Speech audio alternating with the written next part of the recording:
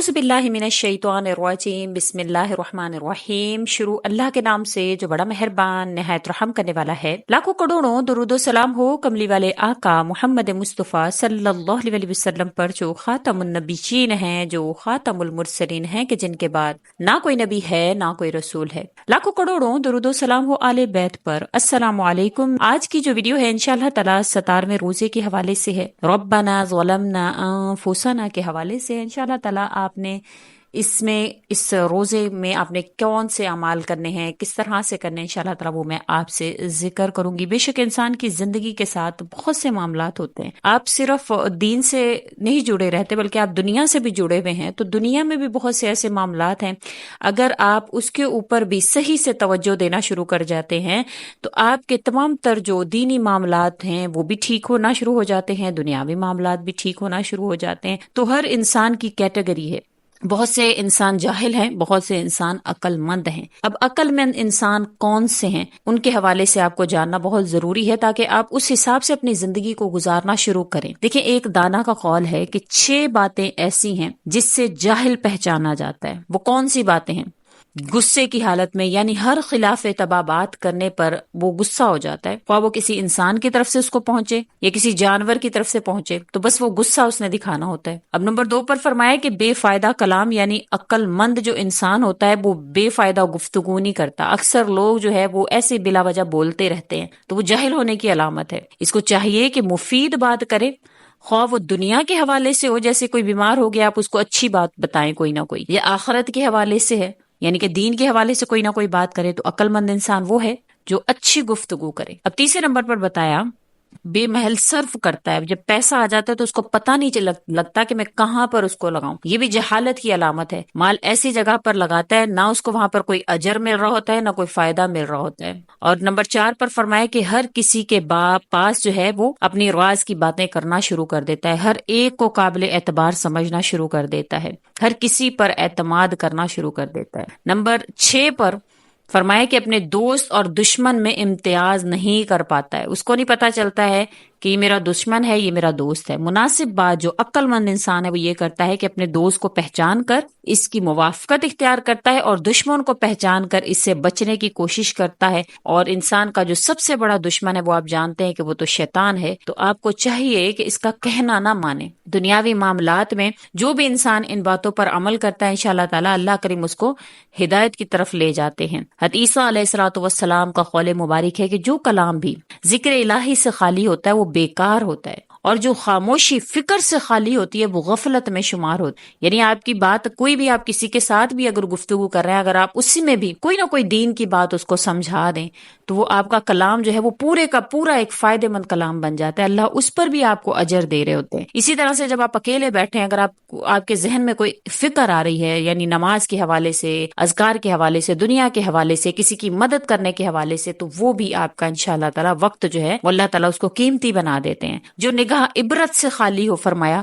کہ وہ فضول ہے۔ کسی کو دیکھ کر کسی کے اوپر حالات آ رہے ہیں، آپ اس کو جج کرتے ہیں، آپ دیکھتے ہیں کہ اس کے اوپر یہ حالات کیوں آ رہے ہیں، تو آپ اس سے کوئی نہ کوئی عبرت لیتے ہیں۔ یعنی آپ دیکھتے ہیں کسی کے اوپر بہت زیادہ قرض ہو گیا ہے تو اس کی وہ بے ترتیبی کی وجہ سے اس نے دین کو فالو نہیں کیا ہوتا، اس نے اسلام کے طریقوں پر نہیں چلا ہوا ہوتا، کاروبار کر رہا ہے تو جو ہے وہ روز، جیسے قرآن کریم میں اللہ تعالیٰ نے فرمایا ہے کہ لکھ کر اپنا حساب کتاب جو وہ لکھ کر رکھیں، اور جو اس میں اللہ تعالیٰ نے طریقہ کار بتائے ہیں، اور جب ان پر ہم نہیں چلتے ہیں تو ہمیں کوئی نہ کوئی نقصان ہو، تو اس سے آپ سیکھیں، ان سے آپ کو عبرت جو ہے وہ ہونی چاہیے، انشاءاللہ آپ اس قسم کی باتوں سے بچ جاتے ہیں۔ عیسیٰ علیہ الصلوۃ والسلام کا قول ہے وہ شخص مبارک ہے جس کے کلام میں اللہ کا ذکر ہے، جس کی خاموشی میں فکر اور سوچ ہے، جس کی آنکھ میں عبرت ہے۔ آپ نے اس شخص کو مبارک قرار دیا۔ آپ صلی اللہ علیہ وسلم کا ارشاد مبارک ہے 5 چیزیں منافق میں نہیں ہوتی ہیں۔ وہ کون سی 5 چیزیں ہیں؟ سب سے پہلے تو آپ نے فرمایا جس میں دین کی سمجھ ہوگی انشاءاللہ وہ منافق نہیں ہو سکتا، جو زبان کو احتیاط سے استعمال کرے۔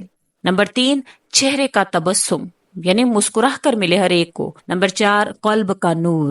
نمبر 5 مسلمانوں سے محبت، یعنی کہیں پر بھی کسی مسلمان کو کوئی تکلیف پہنچے تو اس کو بھی جو وہ تکلیف پہنچے۔ یہ منافق کی علامت نہیں، یہ مومن ہونے کی علامت ہے۔ اللہ کریم ہم سب کو جو ہے وہ توفیق عطا فرمائیں کہ ہم ان باتوں پر عمل کریں اور اپنی جو دین اور دنیا دونوں کو کامیاب کرنے میں اللہ کریم کے ساتھ جو ہے وہ کوئی نہ کوئی اچھے اعمال کرتے رہیں۔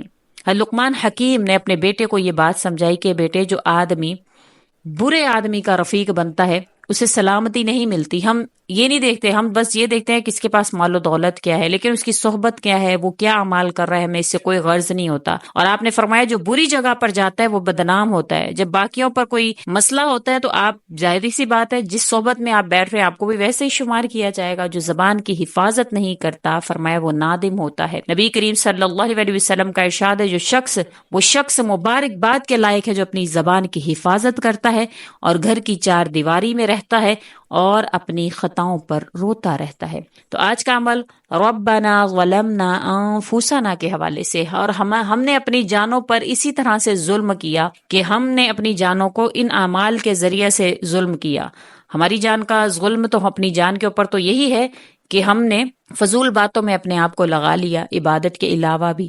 تو انشاءاللہ تعالیٰ آپ 17ویں روزے کے دن یہ آپ نے تسبیحات وغیرہ جو ہیں، جو انشاءاللہ میں آپ سے ذکر کری ہوں، آپ نے اس کو کرنا ہے۔ یہ دوسرا عشرہ ہے، مغفرت کا عشرہ ہے، اس کا بھی اختتام ہو رہا ہے۔ استغفار کی بھی کثرت کریں اور ان اعمال کی بھی کثرت کریں۔ انشاءاللہ تعالیٰ آپ کا لمحہ لمحہ اللہ کریم قیمتی بنا دیں گے۔ یہ وہ اعمال ہیں انشاءاللہ جس کے کرنے سے آپ کو دونوں جہانوں کی بھلائیاں اور خیریں ملیں گی۔ آپ نے بعد نماز فجر 3 مرتبہ یہ دعا پڑھنی ہے، ربی انی ظلمت نفسی فاغفر لی، یہ آپ نے پڑھنی ہے 3 مرتبہ۔ بعد نماز ظہر آپ نے 11 مرتبہ پڑھنا ہے، یغفر اللہ لکم وہو ارحم الراحمین، اس کو آپ نے پڑھنا ہے 11 مرتبہ۔ بعد نماز عصر 3 مرتبہ آپ نے پڑھنی ہے، رب اغفر لی ولوالدی ولمن دخل بیتی مؤمنا وللمؤمنین والمؤمنات ولا تزد الظالمین الا تبارا، اس کو آپ نے پڑھنا ہے 3 مرتبہ۔ بعد نماز مغرب آپ نے 1 مرتبہ ان کلمات کو پڑھنا ہے، اللہم انی اعوذ بک من بطر الغنا ومذلۃ الفقر، اس کو آپ نے پڑھنا ہے 1 مرتبہ۔ بعد نماز تراویح آپ نے 1 مرتبہ ہی یہ دعا پڑھنی ہے، اللہم انی اعوذ بک من موت الفجاءۃ ومن لدغۃ الحیۃ ومن السبع ومن الغرق ومن الحرق ومن ان اخر على شيء ومن القتل عند فرار الزحف، یہ آپ نے پڑھنی ہے 1 مرتبہ دعا، اس کو آپ نے 1 مرتبہ پڑھنا ہے۔ انشاءاللہ تعالیٰ یہ آج کے اعمال ہیں، اللہ کریم آپ پر مہربان ہوں۔ بے شک ہم اپنی جانوں پر خود ہی ظلم کرتے ہیں، پھر کہتے ہیں ہم پر یہ معاملات آ گئے۔ اللہ تعالیٰ قرآن کریم میں فرماتے ہیں کہ تم پر جو کوئی بھی پریشانی آتی ہے، یہ مصیبت آتی ہے، وہ تمہارے خود کے نفس کی ہوئی ہوتی ہے اور وہ تمہارے اوپر آتی ہے۔ ہم کسی کا برا سوچ رہے ہوتے ہیں، برا کر رہے ہوتے ہیں، ہم کہتے ہیں پتہ نہیں مجھ پر یہ مصیبت کیوں آ گئی، جبکہ ہم نے ماضی میں ایسا ہی کیا ہوا ہوتا ہے۔ بعض اوقات ایسے ہوتا ہے کہ آپ کے خود کے عمل نہیں ہوتے بلکہ آپ کے والدین کے کیے ہوئے آگے ان کی اولاد کے آگے آ رہے ہوتے، کیونکہ انہوں نے کسی کی اولاد کا بگاڑا ہوتا ہے کچھ نہ کچھ، پھر وہ آگے ان کی اولاد کے اوپر آتے ہیں۔ تو بس کوشش کیا کریں، اپنے آپ سے مطلب رکھیں، اپنی زندگی سے مطلب رکھیں، دوسروں کی زندگیوں کو متاثر نہ کریں۔ زبان سے، آپ کے ہاتھ سے، آپ کی جان سے، آپ کے مال سے دوسرے لوگ محفوظ رہیں۔ جو باتیں آپ سے ذکر کی جاتی ہیں ان پر عمل کر لیا کریں، اور وظیفہ کی اجازت طلب کرنے کے لیے کمنٹ میں اللہ کریم کے ناموں میں سے ایک نام لازمی لکھ دیں۔ جیسے آپ لکھیں گے انشاءاللہ وظیفہ کی اجازت آپ کو ہو جائے گی۔ امید کرتی ہوں آپ کو ویڈیو اچھی لگی ہوگی۔ اگر اچھی لگی ہے تو لائک کریں، شیئر کریں اور میرے چینل کو سبسکرائب بھی ضرور کر دیں۔ اس کے ساتھ اجازت چاہوں گی، وآخر الدعوانا ان الحمد للہ رب العالمین۔ اللہ حافظ۔